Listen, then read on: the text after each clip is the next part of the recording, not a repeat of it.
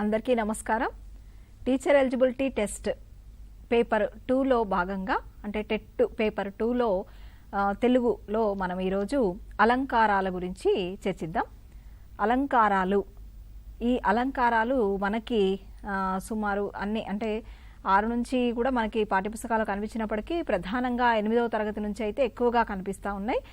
మనకి అభ్యాసాల్లో కూడా 8వ తరగతి నుంచి అడగడం జరిగింది కాబట్టి పుస్తకాల్లో ఉన్నటువంటి అలంకారాలను ప్రధానంగా చెప్పుకుంటూ ఇంకా అదనంగా కొన్ని అలంకారాలను కూడా మనం తెలుసుకుందాం వాటి గురించి. ఇక సరే, అలంకారం అంటే ఏముంది, అందంగా ఉండడమే కదా. అలంకారం అంటే సౌందర్యానికి సంబంధించింది అలంకారం. మనిషికి మామూలుగా ఆభరణాలు, బట్టలు ఇట్లాంటివన్నీ కూడా సౌందర్యాన్ని కలిగిస్తూ ఉంటాయి. మరి అట్లనే భాషకు కూడా సౌందర్యాన్ని కలిగించేవి ఉంటాయి కదా. అట్లా అన్నమాట. అంటే మనిషికి ఆభరణాలు ఎంత సౌందర్యాన్ని కలిగిస్తాయో అంతకు, నిజం చెప్పాలంటే అంతకు మించి కూడా భాషకి సౌందర్యాన్ని కలిగించేటువంటివి ఏవైతే ఉన్నాయో అవి అలంకారాలు. అంటే మన కవులు ఉపయోగిస్తూ ఉంటారు వాటిని. అయితే అవి మనకి ప్రధానంగా 2 రకాలుగా కనిపిస్తూ ఉంటాయి. శబ్దాలంకారాలు, అట్లాగే అర్థాలంకారాలు అని. వాటిని గురించి మనం చూద్దాం. అంటే మనిషికి అలంకారాలను అర్థం చేసుకోవడానికి మనిషికి ఆభరణాలు ఎంతటి అందాన్ని ఇస్తాయో భాషకు అందాన్ని చేకూర్చేవి అలంకారాలు. ఇవి ఎట్లా ఉంటాయి అంటే చమత్కారంగా ఉండి మనకి ఉల్లాసాన్ని కలిగిస్తాయి, మనసుల్ని రంజింపచేస్తాయి, తర్వాత కావ్యానికి శోభని తీసుకొస్తాయి. తర్వాత వీటి గురించి ఇంకొంచెం మనము చూస్తే కావ్యాలంకార చూడామణి, ఇది తెలుగులో తొలి అలంకార శాస్త్ర గ్రంథంగా కనిపిస్తుంది. దీనిని విన్నకోట పెద్దన రాయడం జరిగింది. కావ్యాలంకార చూడామని తెలుగులో తొలి అలంకార శాస్త్ర గ్రంథం, విన్నకోట పెద్దన. ఈ అలంకారాలు, శబ్దాలంకారాలు ఉన్నాయి, తర్వాత అర్థాలంకారాలు ఉన్నాయి. మనకు శబ్దాలంకారాలు 8వ తరగతి నుంచే పరిచయం అయినాయి, నృత్యానుప్రాస దగ్గర నుంచి కావచ్చు. ఇక శబ్దాలంకారాలు కూడా మళ్ళీ మనకు కొన్ని రకాలుగా కనిపిస్తాయి. అందులో అనుప్రాస అని, యమకమని, ముక్తపదగ్రస్తము అని ఉంటాయి. శబ్దాలంకారాలు ప్రధానంగా మళ్ళీ 3 రకాలు. అసలు అలంకారాలేమో 2 రకాలు, శబ్ద, అర్థ. మళ్ళీ శబ్దాలంకారాలు 3 రకాలుగా కనిపిస్తూ ఉంటాయి. అనుప్రాసము, యమకము, ముక్తపదగ్రస్తం. ఇందులో మళ్ళీ మనం చెప్పుకుందాం ఒక్కొక్కటిగా. అనుప్రాస అలంకారం అంటే ఏం లేదు, ఇక్కడ ఒక్క అక్షరం కానీ ఒక పదం కానీ మళ్ళీ మళ్ళీ మళ్ళీ మళ్ళీ ఆవృతం చెందడం. అంటే ఇక్కడ మళ్ళీ ఆవృత్తి అంటే మళ్ళీ మళ్ళీ రావడం. ఒక సర్కిల్ లాగా వస్తే ఒక రకంగా ఇట్లా అంటూ ఉంటాం అనుప్రాస అలంకారాల్లో. ఒక సర్కిల్ లాగా ఒక అలంకారం వస్తుంది, లేదా వచ్చిందే మళ్ళీ కొద్దిసేపటికి వస్తుంది, వ్యవధానంతో వస్తుంది, అవ్యవధానంగా వస్తుంది, ఇట్లాంటివి ఉంటాయి అన్నమాట అనుప్రాస అలంకారాల్లో. ఇందులో వృత్యానుప్రాస అలంకారాన్ని చూద్దాం మనం ఫస్ట్. వృత్యానుప్రాస అలంకారము అంటే ఒకటి కానీ లేదా అంతకంటే ఎక్కువ హల్లులు లేదా పదాలు కూడా కావచ్చు, ఎక్కువ సార్లు వస్తూ ఉంటాయి అన్నమాట. వచ్చినప్పుడు దాన్ని వృత్యానుప్రాస అలంకారం అంటాం. ఎక్కువ శాతం ఏంటి, ఒకటి కానీ అంతకంటే ఎక్కువ హల్లులు పునరావృతమవుతూ ఉంటాయి అన్నమాట. ఒక సర్కిల్ లాగా టింగ్ టింగ్ ఇట్లా తిరుగుతూ ఉంటాయి అన్నమాట. అక్షరాలు కనిపిస్తూ ఉంటాయి మనకి వాక్యాల్లో, అవే అక్షరాలు. గడగడ ఒడకుచు తడబడి జారిపడెను. గడగడ ఒడకుచు అంటే ఒడుకుచు అంటే మళ్ళీ ఇడ వణుకుతూ, ప్రాచీన పదంగా ఒడుకుచు అంటాం. గడగడ ఒడుకుచు తడబడి జారిపడెను. ఏమొచ్చింది మరి ఇడ, డా డా డా అని వచ్చింది చూడండి. 4-5 సార్లు దాదాపు డా అనేది రావటం జరిగింది. ఆ తర్వాత అత్తమ్మ కోసం కొత్త దుత్తలో పాలు తెచ్చింది. అత్తమ్మ కోసం కొత్త దుత్తలో పాలు తెచ్చింది. ఇక్కడ ఏమొచ్చింది, రిపీటెడ్గా థ అనేది వచ్చింది. వృత్యానుప్రాస అలంకారం అంటే ఒకే అక్షరము రిపీటెడ్గా వచ్చింది, అట్లా అనమాట. రిపీటెడ్గా రావడం. ఇక్కడ ఒకటి గమనించాలి, అచ్చు కనిపిస్తుంది, అచ్చు మారదు. అంటే ఇక్కడ అచ్చు మారుతుంది కానీ హల్లు మారదు. అచ్చు మారుతుంది కానీ హల్లు మారదు. అత్తమ్మ కోసం కొత్త దుత్తలో పాలు తెచ్చింది. థ అనేది ఏమవుతుంది, ఇక్కడ మళ్ళీ మళ్ళీ ఆవృతమవుతా ఉందన్నమాట. అయితే ఇక్కడ గమనించాల్సింది ఏంటంటే వృత్యానుప్రాసలో ప్రధానంగా ఈ అలంకారంలో అచ్చు మారొచ్చు కానీ హల్లు మాత్రం అదే ఉంటుంది. అంటే థ అనే రావాలని రూల్ లేదనమాట. థీ రావచ్చు, లేకపోతే థూ రావచ్చు, ఏదైనా ఉండొచ్చు అనమాట. హల్లు అట్లాగే అచ్చు అంటే ఏంది మరి, ఇప్పుడు తా అన్నప్పుడు అచ్చు ఆ ఉంది కదా, అంటే గుణింతంలో అచ్చులతోనే కదా గుణింత పదాలు ఏర్పడేది. అట్లా ఇప్పుడు ఇంకోటి చూడండి, అడిగేదనని కడుబడి జను, అడిగేదనని కడుబడి జను అంటే అడి డి వచ్చింది కదా, మళ్ళీ తర్వాత డు వచ్చింది, తర్వాత డి వచ్చింది. అంటే డీలో ఏముంది అచ్చు ఈ ఉంది, తర్వాత డూలో ఊ ఉంది. అంటే అచ్చు మారొచ్చు, ఇట్లా ఇబ్బంది ఏం లేదు, కానీ హల్లులు మాత్రం అవే ఉండాలి అట్లా అనమాట.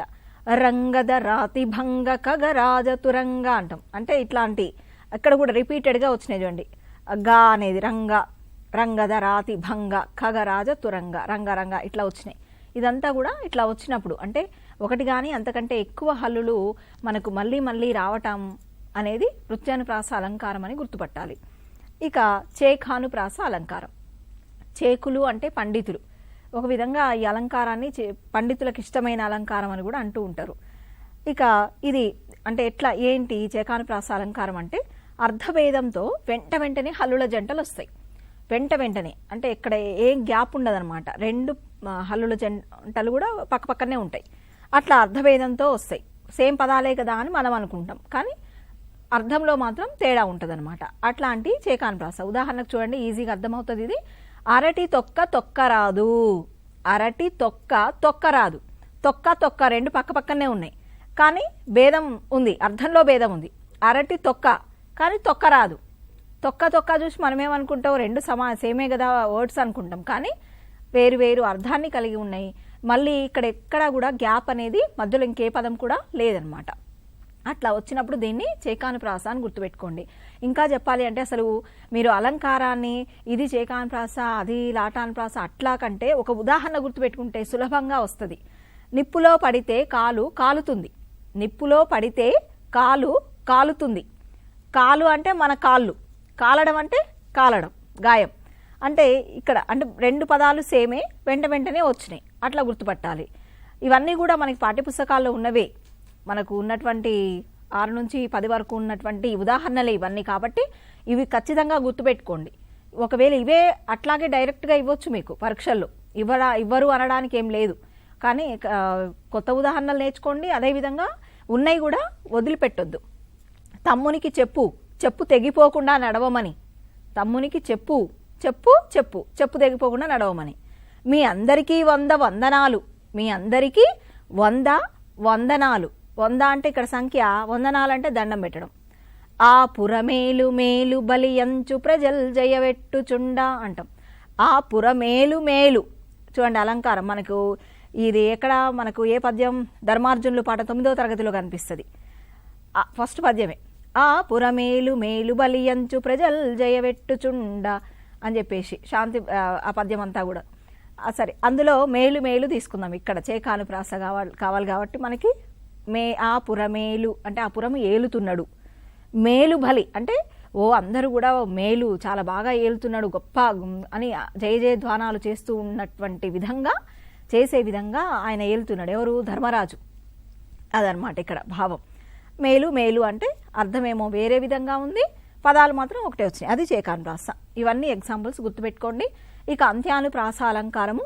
ఒక పదం లేదా అక్షరం పాదాంతమున వాక్యాంతమున కూడా, పాదాంతమున వాక్యాంతమున మాటి మాటికి ఆవృతమవుతుంది. అట్లా వచ్చినప్పుడు అంత్యానుప్రాస అంటాం. చివరికి వచ్చేటట్టు చూసుకోండి అంత్యానుప్రాస అంటే. నృత్యానుప్రాస అంటే ఒకే అక్షరం మళ్ళీ మళ్ళీ రావటం. అంత్యానుప్రాస అంటే చివరికి ఒకే అక్షరాలు రావటం. నగారా మోగిందా, నయాగరా దుమికిందా. నగారా మోగిందా అంటే దా చివరికి ఉంది, నయాగరా దుమికిందా అంటే మళ్ళీ దా చివరికి ఉంది, అంత్యానుప్రాస. అట్లాగే ఇంకోటి ఉంటుంది మనకి నగర గీతం పాఠంలో, కొందరికి 2 కాళ్ళు, రిక్షా వాళ్ళకి 3 కాళ్ళు, ఉన్న వాళ్ళకి 4 కాళ్ళు. ఇక్కడ లూళ్ళు అనేది చివరికి వచ్చింది కదా, ఇది అంత్యానుప్రాస. అట్లా గుర్తుపెట్టుకోండి. అంత్య అంటే చివర అంతే. తర్వాత ఇది మన బడి, అక్షరాల గుడి, సరస్వతీదేవి ఒడి, మనకు నేర్పును నడవడి అంటాం. ఇవన్నీ ఇక్కడ కూడా డి అనేది ఒకే విధంగా ఉంది. గొడ్లడొక్కలు పాలమూరి జాలయ్యే మన వలసకూలి పాఠంలో వస్తుంది ఇది 9వ తరగతిలో. గొడ్లడొక్కలు గుంజిన వానపాములు ఎండిన పాలమూరి ఎన్నడొస్తవు లేబరి పాలమూరి జాలరి అంటాడు కవి.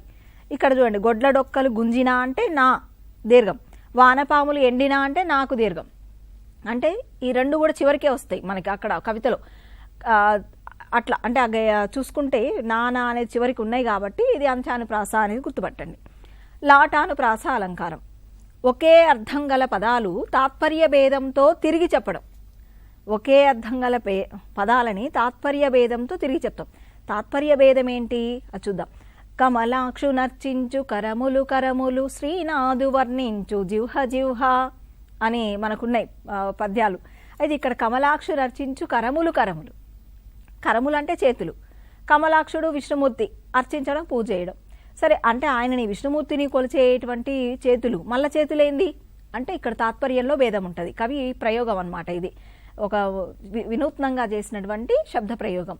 కమలాక్షు నర్చించు కరములు కరములు అంటే ఒక కరములు అంటే చేతులు, మరో కరములు అని అన్నప్పుడు గొప్ప చేతులు. అంటే ఆ విష్ణుమూర్తిని ఎవరైతే పూజ చేస్తున్నారో, ఎవరైతే సేవిస్తున్నారో ఆ చేతులే గొప్ప చేతులు అని. అట్లనే శ్రీనాథు వర్ణించు జిహ్వ జిహ్వ అంటే శ్రీనాథ కవి గురించి ఎవరైతే వర్ణించి చెప్తున్నారో ఆ జిహ్వ అంటే నాలుకతోనే కదా మనం మాట్లాడేది పలికేది. కాబట్టి ఆ వర్ణన ఏ నాలుక చేస్తుందో ఆ నాలుకే శ్రేష్టమైనది, ఆ నాలుకే గొప్పది అని. ఒక మొదటిదేమో నాలుక, రెండవది గొప్ప నాలుక, శ్రేష్టమైన నాలుక, అట్లా అనమాట. అంటే తాత్పర్య భేదంతో చెప్తున్నాం. అట్లా వచ్చినప్పుడు లాటానుప్రాస గుర్తుపెట్టుకోండి. అంతేగాని పదాలు చివరికి ఉన్నాయని చెప్పేసి అది ఏదో అంత్యానుప్రాస అనుకోవద్దు. యమకం, ఇక యమకం అంటే మనం అనుప్రాసలో భాగంగా మనము చెప్పుకున్నాం. ఏది వృత్యానుప్రాస చెప్పుకున్నాము, అంత్యానుప్రాస చెప్పుకున్నాము, చేకానుప్రాస, లాటానుప్రాస తెలుసుకున్నాం. ఇక యమకం, ఇవి కూడా శబ్దాలంకారమే. అచ్చులు మరియు హల్లుల జంటలు తిరిగి తిరిగి వస్తూ భేదం కలిగి ఉంటాయి, అర్ధభేదం కలిగి ఉంటాయి. అంటే అచ్చులు మరియు హల్లుల జంటలు తిరిగి తిరిగి వస్తూ ఎట్లా ఉంటాయి, అర్ధభేదంతో వస్తాయి అన్నమాట. అంటే శబ్దం ఒకేలాగా ఉంటుంది కానీ వ్యవధానంతో వస్తాయి. వ్యవధానంతో వస్తాయి, పదాల విరుపు వల్ల మనకి అర్ధభేదం అనేది తెలుస్తుంది అనమాట. ఒకే పదాలు కదా మరి అంటే ఆ విరుపు వల్ల తెలుస్తుంది. ఉదాహరణకి చూడండి, పారజూచిన పరసేన పారజూచు. పారజూచిన అంటే తేరి పారజూడడం. ఇక్కడ బాగా పరిశీలనగా చూస్తే పరసేన అంటే శత్రుసేన పారిపోతూ ఉంది అని, రెండు చూడడమే. అట్లానే లేమా ధనుజుల గెలువగ లేమా అంటది సత్యభామ మన ఏది ఆయనను చంపేటప్పుడు. కాబట్టి నరకాసుర వధ దాంట్లో ఆ సత్యభామను ఉద్దేశించి కవి రాసిన పద్యం ఇది. లేమా అంటే మేము గెలవలేమా, ధనుజుల రాక్షసుల గెలువగలేమా, రాక్షసుల్ని మేము గెలవలేమా అనేది. అంటే ఒకటేమో స్త్రీలు గెలవలేరా, ఒక లేమానేమో మేము గెలవలేమా అని, ఇంకో లేమానేమో స్త్రీలు అని. అంటే స్త్రీలు రాక్షసుల్ని గెలవలేరా అనేటువంటి ఉద్దేశం అన్నమాట ఇక్కడ.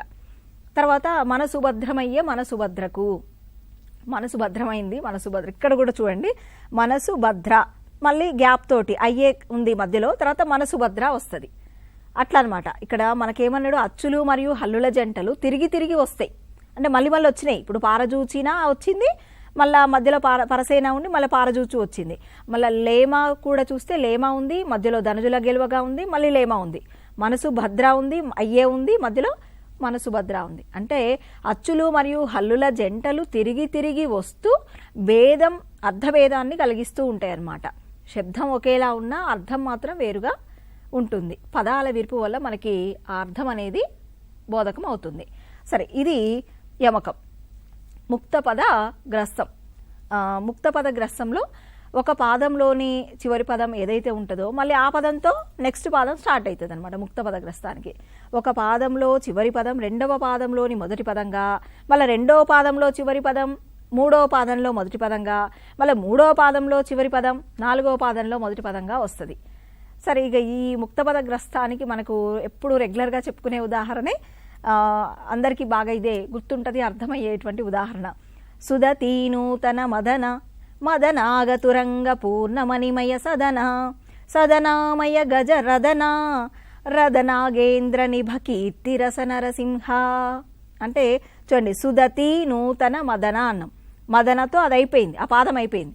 మళ్ళీ ఏమైంది, అదే పాదం అంటే ఒక పాదంలో మొదటి పాదంలో ఉన్నటువంటి చివరి పదంతో రెండో పాదం మదన అని స్టార్ట్ అయింది. మళ్ళీ రెండో పాదంలో చివరి పదం ఏంటిది, సదన.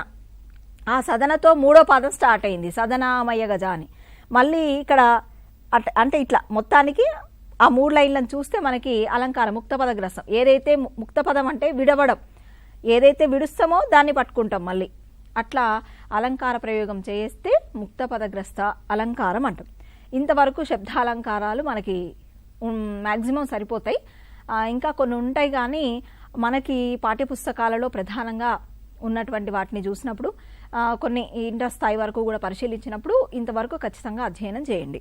ఇక అర్థాలంకారాలు ఇంకా చేస్తే మంచిదే. మీ ఓపిక, మీ శక్తి సామర్థ్యాలను బట్టి అదనంగా కూడా నేర్చుకునే ప్రయత్నం చేయండి. ఇవైతే చాలా ప్రధానం. అర్థాలంకారాలు కూడా చాలామంది మనకు అలంకారవేత్తలు మనకి చాలా చెప్పారు అలంకారాలు. ఇప్పుడు అప్పయ్య దీక్షితులు ఆయనైతే దాదాపు 124 ఏమో చెప్తారు అలంకారాలు. అట్లా చాలా విద్యానాథుడు 66, ప్రతాపరుద్ర యశోభూషణం రాసినటువంటి విద్యానాథుడు ఆయన ఒక 66 చెప్తారు. జయదేవుడు ఒక 100 అలంకారాలు, అర్ధాలంకారాలు 100 చెప్తాడు ఆయన. అట్లా అనమాట. అంటే ఇంకా సంఖ్యాపరంగా కూడా రకరకాల సంఖ్యలు కూడా కనిపిస్తూ ఉంటాయి మన పుస్తకాల్లో. కానీ సరే, మొత్తానికి అలంకారాలు చాలా ఉన్నాయి. అర్ధాలంకారాలు అయితే ఇంకా ఎక్కువ ఉన్నాయి సంఖ్యలో పరంగా. ఇది ఏంటి ముందు చూద్దాం. మనం కొన్ని ప్రధానమైనటువంటి అలంకారాలను చూద్దాం. అర్ధాలంకారాల్లో అర్ధ సౌందర్యం ప్రధానంగా కలవి అర్ధాలంకారాలు. అర్ధ సౌందర్యం ఇందాకేంటి, శబ్ద సౌందర్యాన్ని చూసినాం మనం. అంటే అవి చూడంగానే మనకి ఆ శబ్దాలను, ఆ వాక్యాలను అవి చూసినప్పుడు కనిపిస్తూ ఉన్నాయి. అవి శబ్దాలంకారాలు. శబ్ద ప్రయోగాన్ని బట్టి మనకు తెలుస్తూ ఉంది అక్కడ. ఇవి అర్ధాలంకారాలు. అర్ధాలంకారాలు అంటే అర్థాన్ని బట్టి తెలుస్తుంది మనకి అలంకారం. కాబట్టి ఇక్కడ చూద్దాం. మనకి ప్రధానంగా మనకి ఇక్కడ ఒక 2 విషయాలు ఏంటంటే, అగ్ని పురాణంలో అలంకారాల గురించి ఉంది ఒకటి. తర్వాత ఋగ్వేదంలో ఉపమ, రూపక, అతిశయోక్తి అలంకారాలు ఉన్నాయి. ఋగ్వేదంలో ఉపమ, రూపక, అతిశయోక్తి అలంకారాలు ఉన్నాయి. అగ్ని పురాణంలో అలంకారాల ప్రస్తావన ఉంది. అలంకారాల ప్రస్తావన ఉన్న పురాణం అని ఇవ్వచ్చు అగ్ని పురాణం. అట్లా కొన్ని గుర్తుపెట్టుకోండి. తర్వాత ఉపమా కాళిదాసస్య, ఇది కూడా బిట్టు ఒకసారి వచ్చిందండి డిఎస్సిలో. కాళిదాసుకు బాగా ఇష్టమైన అలంకారం ఏమిటి అంటే ఉపమా అలంకారం. ఆయనకు బాగా ప్రీతిపాత్రం. ఉపమా కాళిదాసస్య అంటాం. ఆ తర్వాత కాళిదాసు మహాకవికి ఇంకా అర్ధాంతరన్యాస కూడా ఇష్టమే, కాకపోతే ఉపమాగా ప్రసిద్ధి ఆయన. ఉపమా కాళిదాసస్య అంటారు.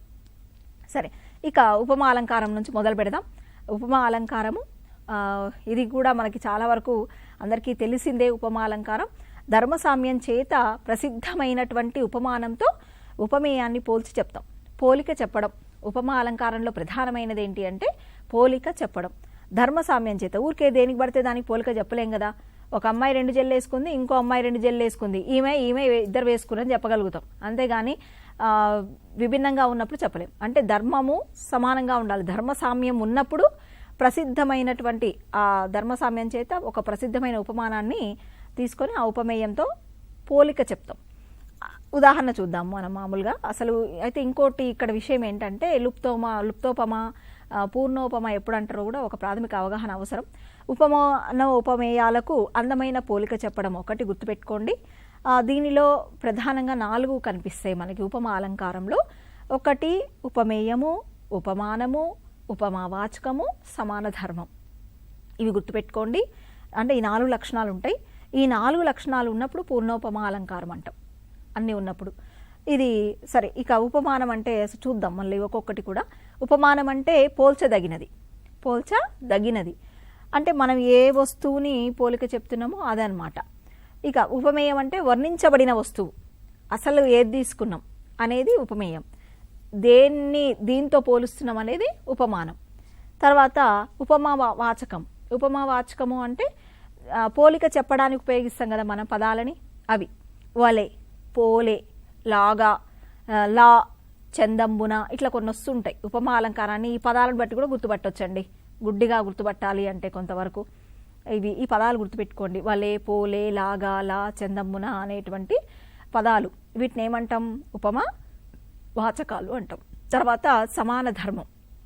సమాన ధర్మం అంటే మనం అన్నం ధర్మసామ్యం చేతనే పోలిక చెప్తాం అని. ధర్మసామ్యము, ఆ ధర్మసామ్యం ఏదైతే ఉందో అదే సమాన ధర్మం. అంటే ఉపమేయ ఉపమానాలతో సమానంగా ఉండే ధర్మం అన్నమాట. ఈ 4 ఉన్నప్పుడు మనం దాన్ని పూర్ణోపమా అలంకారం అంటాం. ఇంకా దీంట్లో ఏదైనా లోపించింది అనుకోండి, అప్పుడు లుప్తోపమా అలంకారం అని అంటాం. పూర్ణోపమా అలంకారము, లుప్తోపమ. అయితే ఇంత లోపలికి వెళ్ళి సరే అడగొచ్చు, అడగకపోవచ్చు, కానీ మనకైతే ఒక అవగాహన ఉండడం అవసరం. తర్వాత ఉదాహరణలతో చూద్దాం ఈ అలంకారాన్ని ఎట్లా గుర్తుపట్టాలి అనేది. రైతు మునివలే తెల్లవారుజామునే లేస్తాడు. రైతు మునివలే తెల్లవారుజామునే లేస్తాడు. కాపుబిడ్డ పాఠంలో మనకి వస్తుంది. కాపుబిడ్డ పాఠం 8వ తరగతిలో ఉంటుంది. అందులో రైతు మునివలే తెల్లవారుజామునే లేస్తాడనే అర్థం వచ్చే విధంగా పద్యం ఉంటుంది. సరే, ఇక్కడ చూద్దాం. రైతు అంటే ఇక్కడ ఎవరు? ఉపమేయం, అంటే వర్ణించబడినటువంటి వస్తువు, ఒక వ్యక్తి. సరే, ఇక్కడ తీసుకుంటే వలే అంటే ఉపమావాచకం. లేవడం ఏంది? ఇక్కడ తెల్లవారుజామునే లేస్తారు. ఎవరు? రైతు, ముని. అంటే ముని ఏంది? ఉపమానం అనమాట. ఉపమేయమేమో రైతు, ఉపమానమేమో ముని. వాళ్లకు ఉపయోగించిన పోలికకు పదం ఏంటి? వలే. తర్వాత వీళ్ళిద్దరిలో ఉన్న సమాన ధర్మం ఏంటి అంటే తెల్లవారుజామునే అని. అంటే రైతు, ముని ఇద్దరు కూడా తెల్లవారుజాము లేస్తారనేది వాళ్ళలో ఉన్నటువంటి ధర్మసామ్యం. ఆ ధర్మసామ్యం చేత వాళ్ళిద్దరిని పోలిక చెప్పడం జరిగింది వాళ్ళిద్దరికి. రమేషు లేడిపిల్లలా వేగంగా పరిగెడుతున్నాడు. రమేషుకి లేడిపిల్ల. రమేష్ అనేది ఉపమేయము, లేడిపిల్ల అనేది ఉపమానం. అది గుర్తుపట్టండి. అంటే ఇద్దరిలో సమానంగా ఉన్న ధర్మం ఏంది? పరిగెత్తడం. వేగంగా పరిగెడుతున్నారు అని. ఇక్కడ మరి ఉపమావాచకం ఏది? లా, లేడిపిల్లలా అని వచ్చింది. అది తెలుసుకోవాలి. ఇది పూర్ణోపమ అలంకారం కింద మనం చెప్పుకోవచ్చు. ఇంకా కొన్ని అలంకారాలు ఎట్లా ఇస్తాడంటే మన్మధుడు సుందరుడు అంటాడు. మన్మధుడు సుందరుడు, కానీ మరి ఈడ ఉపమేయమే ఉంది మన్మధుడు అని, మిగతావేవి లేవు. ఉపమావాచకం లేదు, సమాన ధర్మం లేదు. కాబట్టి దీన్ని అంటే లోపించినాయి కాబట్టి దీన్ని ఏమనాలి? లుప్తోపమ అలంకారం అనాలి. చేనేత కార్మికులు ఎలుకల్లా మాడిపోతున్నారు. ఇది ఒకసారి వచ్చిందండి ఎగ్జామ్లలో. చేనేత కార్మికులు ఎలుకల్లా మాడిపోతున్నారు అన్నప్పుడు చేనేత కార్మికులు ఇక్కడ ఏం లోపించింది? సమాన ధర్మం. ఇప్పుడు చేనేత కార్మికులు తిండి లేక మాడిపోతున్నారు, ఎలుకలు మాడిపోతున్నాయి, చేనేత కార్మికులకు దేనికి మాడిపోతున్నారో తెలుస్తలేదు కదా అది. అందుకని ఇక్కడ సమాన ధర్మం లోపించిందనమాట. ఇది లుప్తోపమ అలంకారం. ఇక ఉత్ప్రేక్ష అలంకారం.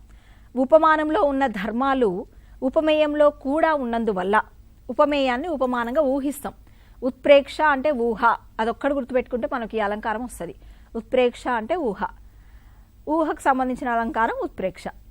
ఇక చూద్దాం. ఇందులో ఉదాహరణకి నేటి వెన్నెల పాలవెల్లియా అన్నట్లు ఉన్నది.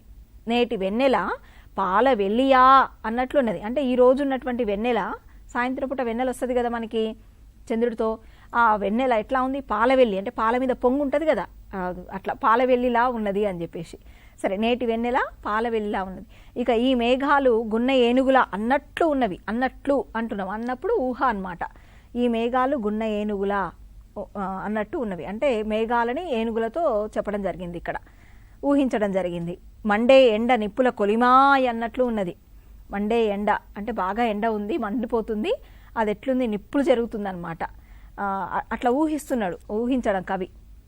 ఆకాశంలోని నక్షత్రాలు కొలనులోని పువ్వులా అన్నట్లు ఉన్నవి. అంటే అంత చక్కగా విరగబూసినాయి నక్షత్రాలు, అంత చక్కగా కనిపిస్తూ ఉన్నాయి ఆకాశంలో. కాబట్టి ఊహ ఏంటి ఇక్కడ? ఆకాశంలోని నక్షత్రాలు కొలనులోని పువ్వులతో పోల్చడం జరిగింది.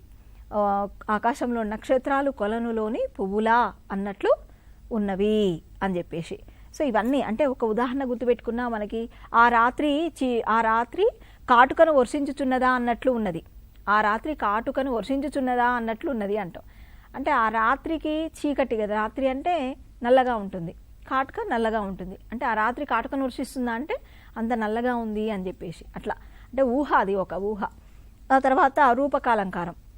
ఉపమేయానికి ఉపమానానికి భేదం ఉన్నా లేనట్లు చెప్తే అది రూపకాలంకారం. ఉపమేయానికి ఉపమానానికి భేదం ఉన్నా కానీ భేదం లేనట్టు చెప్తాం. అంటే అభేదం చెప్పడమే రూపకాలంకారం. అభేదం గుర్తుపెట్టుకుంటే రూపకాలంకారం గుర్తుంటుంది. ఇప్పుడు జ్ఞానజ్యోతి అని, అజ్ఞానాంధకారం, ఇట్లా కొన్ని పదాలు ఉంటాయి. రూపక సమాసాల్లో వస్తాయి మనకు పదాలు. పదాలు రూపక సమాసాలు అవుతాయి. అట్లా కూడా మీరు రూపకాలంకారాన్ని గుర్తుపెట్టుకోవచ్చు. జ్ఞానజ్యోతి అంటే, జ్యోతి అంటే వెలుగునిచ్చేది, జ్ఞానం అంటే కూడా వెలుగునిచ్చేది, రెండు ప్రకాశవంతమైనవి. అంటే అక్కడ అభేదం, రెండు ఉపమానము ఉపమేయం రెండు కూడా ఎట్లా ఉన్నాయి? సేమ్గా అనిపిస్తున్నాయి, అభేదం. తర్వాత అజ్ఞానము అంధకారం. అజ్ఞానం అంటే ఏం తెలవకపోవడం, అంధకారం అంటే కూడా చీకటి, ఏం లేదు కదా, అట్లా అనమాట. ఉపమేయానికి ఉపమానానికి భేదం ఉన్నప్పటికీ అది వేరు, మామూలుగా పదాలు వేరు, కానీ వాటికి బాగా సామ్యం ఉంటుంది అనమాట. లేనట్టు చెప్తే, అంటే భేదం ఉన్నా లేనట్టు చెప్తే అది రూపక అలంకారం. ఇక్కడ ఉపమేయంలో మనం ఏం చేస్తామంటే ఉపమాన ధర్మాన్ని ఆరోపించి చెప్తారు కవులు. ఇక్కడ చూడండి, ఉదాహరణకి నగరారణ్య హోరు నరుడి జీవన ఘోష. నగరారణ్య హోరు అంటే నగరంలో మనం అడుగు పెట్టినామంటే, ఇప్పుడు హైదరాబాద్లో అడుగు పెట్టినామంటే అడుగడుగునా శబ్దాలు బాగా వస్తూ ఉంటాయి. మనం ప్రశాంతత కావాలన్నా దొరకదు. ఒక స్కూటరో లేకపోతే ఒక కారో ఓ లారీయో ఈ బస్సో ఏదో శబ్దాలు, మొత్తానికి మనుషుల కీచులాటో జనాభా ఎక్కువ ఉంటుంది కాబట్టి మొత్తానికి నగరారణ్య హోరు అంటే చప్పుడు. నరుడి జీవన ఘోష, నరుడికి కూడా బాధలు, జీవనంలో చాలా రకాల బాధలు ఉంటాయి. అట్లా ఎన్నో నగరారణ్య హోరు నరుడి జీవన ఘోష అంటే రెండు కూడా అర్ధభేదంతో చెప్పబడ్డాయి. ఉపాధ్యాయుడు జ్ఞానజ్యోతులను ప్రకాశింపచేస్తాడు. అట్లనే బతుకాటలో గెలుపు ఓటములు సహజం, నవ్వుల నావలో తుల్లుతూ పయనిస్తున్నాం అంటే ఇక్కడ నవ్వుల నావ, నవ్వులు ఎట్లా ప్రవాహంలాగా టక్టక్టగా నవ్వుతూ ఉంటాం కదా, నావ కూడా అట్లా ప్రవహిస్తుంది కదా, అట్లా చెప్పడం సామ్యం ఇక్కడ అభేదం చెప్పడం ఉపమానానికి ఉపమేయానికి. బతుకాట, బతుకు ఆట, తర్వాత జ్ఞానజ్యోతి, ఇట్లాంటివన్నీ కూడా పదాలను బట్టి కూడా మనం ఈ అలంకారాన్ని గుర్తుపట్టవచ్చు. అర్ధాంతర న్యాసాలంకారం సామాన్యాన్ని విశేషం చేత కానీ విశేషాన్ని సామాన్యం చేత కానీ సమర్థించి చెప్పడం. ఇక్కడ చూడండి, హనుమ సముద్రాన్ని అవలీలగా దాటుతాడు, ఆహా మహాత్ములకు సాధ్యం కానిది లేదు కదా. కృషి ఉంటే మనుషులు ఋషులవుతారు, బోయవాడు అయిన వాల్మీకి మహర్షి అయ్యాడు కదా అంటాం. అంటే సామాన్యాన్ని, ఒక సామాన్యమైనటువంటి విషయం, ఇప్పుడు ఇక్కడ హనుమ సముద్రాన్ని అవలీలగా దాటడం అనేది విశేషం, దాన్ని మామూలుగా మహాత్ములకు సాధ్యం కానిది లేదు కదా అనే సామాన్యంతో చెప్తాం. అంటే సామాన్యాన్ని విశేషంగా చెప్పొచ్చు, విశేషాన్ని సామాన్యంగా. ఇప్పుడు కృషి ఉంటే మనుషులు ఋషులు అవుతారు, ఇది సామాన్యం. బోయవాడైన వాల్మీకి మహర్షి అయ్యాడు కదా విశేషంతో చెప్పినాం అట్లా అనమాట. ఇట్లా చెప్తే అర్ధాంతర న్యాస. ఇక శ్లేషాలంకారం నానార్థాలను కలిగి ఉండేది శ్లేషాలంకారం. మా నవజీవనం సుకుమారమైంది, మానవ జీవనం సుకుమారమైంది. ఇక్కడ చూడండి, మానవ జీవనం సుకుమారమైంది అని. మా నవ అంటేనేమో ఆధునిక, మా కొత్త జీవితం సుకుమారంగా ఉంది అని. మానవ జీవితం సుకుమారమైందంటే మానవులు అంటే మనుషుల యొక్క జీవితం సుకుమారమైంది అని. అంటే ఒకే పదం మానవ మానవ, కానీ అర్థం వేరు. శ్లేష నానార్థాలు కలిగి ఉన్నటువంటి పదాలు ఇవి. మా విడాకులు తెచ్చివ్వండి, మా విడాకులు తెచ్చివ్వండి, మా విడాకులు అంటే మా విడాకులు ఇవ్వండి అని. మా విడాకులు తెచ్చివ్వండి అంటే మామిడి చెట్టు ఆకులు తెచ్చి ఇవ్వమని అడగడం. వాడి కత్తి తీసుకోండి అంటే వాడి కత్తి తీసుకోమని. వాడి కత్తి తీసుకోండి, వాడి అంటే పదునైన కత్తి తీసుకోండి అని. అంటే ఇంకా అతని పక్కన ఆమె లత పక్కన ఇక్కడ ఆమె లత పక్కన నిల్చొని ఉన్నది. ఆమె లత పక్కన అంటే లత అనే ఒక అమ్మాయి పక్కన నిల్చొని ఉన్నది అని చెప్పొచ్చు. ఆమె ఒక చెట్టు తీగ పక్కన నిలబడి ఉన్నదని అర్థం చేసుకో. అంటే ఇక్కడ శ్లేష అనేది నానా అర్థాలను కలిగి ఉండే అలంకారం. ఒక్క ఉదాహరణ కనుక మీరు గుర్తుపెట్టుకుంటే దీన్ని గుర్తుపెట్టుకోవచ్చు. అతిశయోక్తి అలంకారం ఏదైనా ఒక వస్తువును కానీ విషయాన్ని కానీ ఉన్నదానికంటే ఎక్కువ చేసి చెప్తే అది అతిశయోక్తి అలంకారం. అంటే గోరంతను కొండంత చేసి చెప్పడం ఒక మాటలో చెప్పాలి అని అంటే. మా ఊర్లో సముద్రం అంత చెరువు ఉంది, లేకపోతే మా ఊర్లో లేదా మా ఇల్లు ఆకాశాన్ని తాకుతుంది, హిమాలయ శిఖరాలు ఆకాశాన్ని తాకుతున్నాయి ఇట్లా, లేదా అభిరాము తాటి చెట్టంత పొడవు ఉన్నాడు. ఇట్లాంటి వాక్యాలన్నీ కూడా మనకు ఈ పుస్తకంలో ఉన్నటువంటివి ఉదాహరణలు. ఇవి నేర్చుకోండి. అంటే ఎక్కువ చేసి చెప్తున్నాం. నిజానికి సముద్రం అంత చెరువు ఉంటుందా? అభిరాము నిజంగా తాటి చెట్టు అంత పొడవు ఉంటాడా? హిమాలయ శిఖరాలు ఆకాశాన్ని తాకుతాయా? అట్లా అనమాట. అంటే ఎక్కువ చేసి చెప్పడాన్ని అతిశయోక్తి అలంకారంగా గుర్తించాలి. ఇక స్వభావోక్తి దీనికి భిన్నంగా ఉన్నది ఉన్నట్టే చెప్తాం, కానీ ఆ వర్ణన మనకేదో చెప్తున్నట్టుగా అనిపిస్తుంది. ఉన్నది ఉన్నట్లుగా చెప్తూ చక్కగా వర్ణించి చెప్పడాన్ని స్వభావోక్తి అలంకారం అంటాం. జింకలు బిత్తర చూపులు చూస్తూ చెవులు నిగిడ్చి చెంగున ఎగురుతున్నాయి, గెంతుతున్నాయి అంటాం. జింకలు బిత్తర చూపులు చూస్తూ, మామూలుగానే చూస్తాయి అవి, బిత్తర చూపులు ఇట్లా చూస్తూ చెవులు నిగిడ్చి చెంగున గెంతుతూ ఉంటాయి. అది స్వభావోక్తి, అది కవి చెప్పినటువంటి వర్ణన. ఇంకా చూడండి ఒక పద్యం, చేత వెన్న ముద్ద చెంగల్వపు దండ బంగారు మొలతాడు పట్టుదట్టి సంధితాయతులును సరిమువ్వ గజ్జెలు చిన్ని కృష్ణ నిన్ను చేరుకొలుతాను. ఈ పద్యంలో ఆ కృష్ణుని లీలలన్నీ కూడా ఎంత చక్కగా అంటే కవి వర్ణిస్తాడు. ఇక్కడ కూడా స్వభావోక్తే. తర్వాత దృష్టాంత అలంకారం వేర్వేరు వాక్యాలలో ఉన్న భిన్న ధర్మాలు అవన్నీ కూడా బింబ ప్రతిబింబ భావంతో చెప్తాం. బింబము ప్రతిబింబం. ఇప్పుడు నీళ్లున్నాయండి, ఇక్కడ మనం నిలబడ్డాం, మన బింబము మన ప్రతిబింబం అక్కడ కనిపిస్తుంది అట్లా అనమాట. ఇప్పుడు ఓ రాజా నీవే కీర్తిమంతుడవు, చంద్రుడే కాంతిమంతుడు అంటే కీర్తిలో ఇంకా నువ్వే, అట్లనే చంద్రుడే కాంతిలో అన్నట్టు చెప్పడం అనమాట. బింబ ప్రతిబింబ భావం. ఇది వేర్వేరు వాక్యాలు ఈ రెండు. కానీ ఆ భిన్న ధర్మాలను కూడా మనం ఎట్లా చెప్తాం? బింబ ప్రతిబింబ భావంతో కనుక చెప్తే దృష్టాంత అలంకారం. ఇక వ్యాజస్తుతి అలంకారం. పైకేమో నిందిస్తున్నట్లు కనిపిస్తుంది, అంతర్లీనంగా మాత్రం స్తుతి ఉంటుంది. గంగా నీకు వివేకం ఎక్కడిది?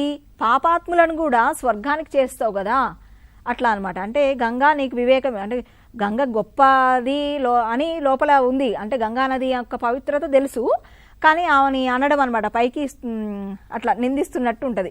నీకు ఎక్కడిది తెలివి, ఎక్కడిది నీకు, నువ్వు అందుకనే పాపాత్ములు కూడా స్వర్గాన్ని తీసుకుపోతున్నావు అని అనడం. అట్లాగే వ్యాజ నింద అంటేనేమో నింద చేతి ఇంకో నింద చెప్పడం.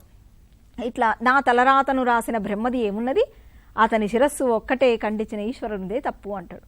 ఉదాహరణ బట్టి మీకు ఈ అలంకారాలన్నీ సులభంగా అర్థమవుతాయండి. నా తలరాతను రాసిన బ్రహ్మది ఏమున్నది అంటే, నా తలరాత రాసిన బ్రహ్మది ఏముంది అంటే, బ్రహ్మకేమైంది, శివుడు ఖండిస్తాడు ఒక తలకాయని, ఆయనకి తలని. కాబట్టి నా తలరాత అట్ట రాసిండు బ్రహ్మదేవుడు అని చెప్పేసి నిందిస్తుండు.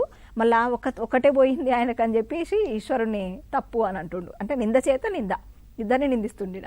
తర్వాత ఇట్లా అంటే మనకు ఉన్నటువంటి అలంకారాలన్నీ కూడా మొత్తం ఉపమా దగ్గర నుంచి వ్యాజనింద వరకు కూడా అధ్యయనం చేయండి, బాగా అభ్యాసం చేయండి. కొత్త ఉదాహరణల్ని పాఠ్యపుస్తకాల్లో కూడా తీసుకోండి. లెసన్ చదువుతున్నప్పుడు కొన్ని దొరుకుతాయి మీకు, అవన్నీ అధ్యయనం చేయండి. ఇంకా కొన్ని అలంకారాలు ఇంకా చాలా ఉన్నాయి, అర్థాలంకారాల్లో నేర్చుకుంటే ఇంకా కొన్ని కూడా అధ్యయనం చేయండి. ఇంతటితో ఈ అలంకారాలను ముగిద్దాం. అందరికీ నమస్కారం, ధన్యవాదాలు.